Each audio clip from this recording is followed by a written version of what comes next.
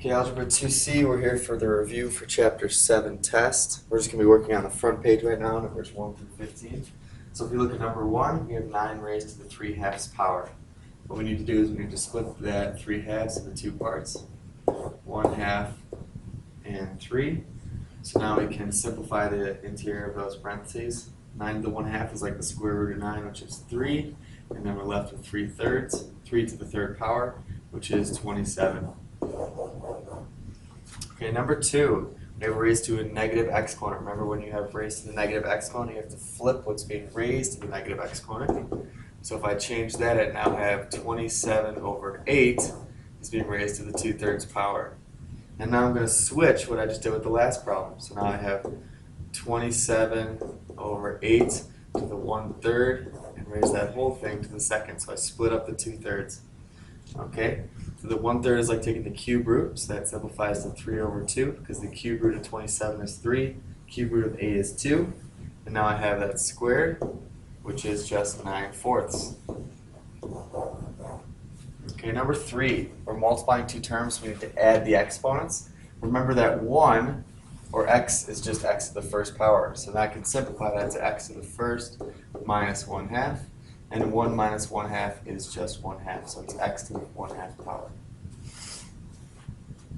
Okay, we're moving down to number 4. Number 4, if I raise an exponent to another exponent, I need to multiply. So in fact, this looks like y to the negative 5/6 times 12. So I'm going to multiply the numerators, which gives me y to the negative 60 over 6, which simplifies to y to the negative 10. And remember, to get rid of a negative exponent, we flip it, we put it in the denominator, so it's y over 1 over y to the positive 10th power. Okay, number 5 and 6 are very similar.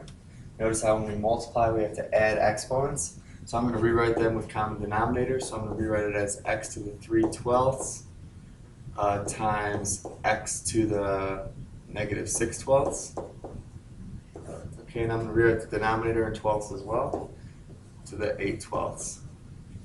Now when I multiply, I need to add the exponents, so that gives me in the numerator y to the negative 3/12, because 3/12 minus 6/12 gives me negative 3/12, over x to the 8/12.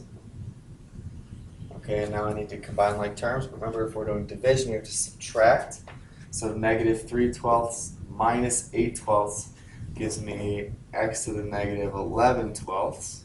And to get rid of a negative exponent, we've got to put it in the denominator, so it's 1 over x to the 11/12, and that's my final answer.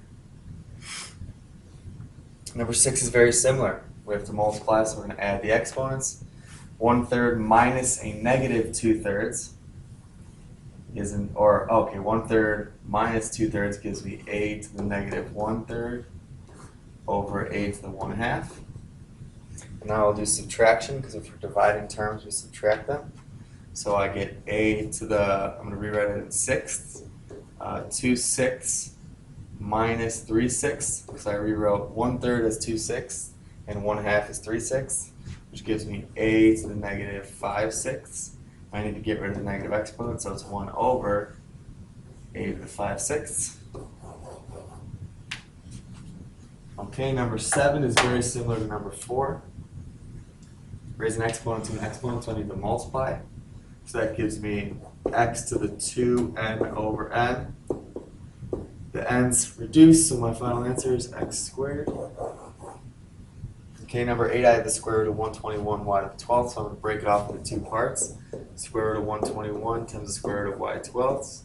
The square root of 121 is 11. And how many times does 2 go into 12? It goes in 6 times, so this simplifies to y to the 6 with no remainder. Okay, number 9, very similar. I'm going to break it off into two parts. 125 times the cube root of b to the 15th. The cube root of 125 is just 5. And how many times does 3 go into 15? It goes into 5 times. So my final answer is 5b to the 5th. Okay, we're going down to number 10. The negative on the outside doesn't really affect the problem, so I'm just going to move it to the left and not even worry about it. Okay, and then I'm going to split up the 4th root of x to the 8th times the 4th root of y to the 12th. How many times does 4 go into 8? It goes in twice, so this simplifies to x squared. And how many times is 4 going to 12? 3 times. This simplifies to y to the third. That's my final answer. Okay, number 11, I can do exactly what I did with x to the 8th and y to the 12th with number 10 with all these parts for number 11. So I can rewrite it as the cube root of 64 times the cube root of x to the 15th over the cube root of y to the 6th. Okay, so I can simplify each part. The cube root of 64 is 4. How many times is 3 going to 15? It goes in 5 times. And then how many times is 3 going to 6? It goes in twice. So I have 4x to the 5th over y squared. Okay, number 12, the square root of 18. I'm going to break it off into the square root of 9 times the square root of 2. Because I know that 9 is a perfect square, so I get my final answer is 3 root 2. Okay, we're down to the last 3 problems on this page. Cube root of 72, I need to break it off into a perfect cube. So I see that 8 is a factor. So it's going to be the cube root of 8. And whatever it's multiplied by, which is 9, to give me 72. That simplifies to 2 times the cube root of 9, which is my final answer. Number 14, I'm going to break each part up individually. The square root of x to the 4th times the square root of y to the 3rd times the square root of z to the 5th. How many times is 2 going to 4? It goes in twice. How many times is 2 going to 3? It goes in once with a remainder of 1. How many times is 2 going to 5?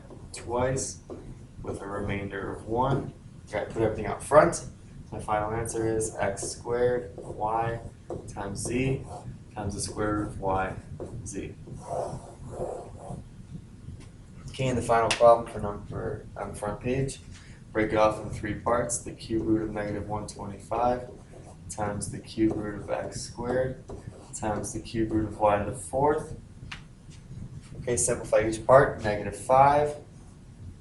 We can't simplify that anymore, so I'm going to leave it as the cube root of x squared. And how many times is 3 going to 4? It goes in once with a remainder of 1. I'll put everything up front. So negative 5y times the cube root of x squared times y. Okay, so that's problems number 1 through 15.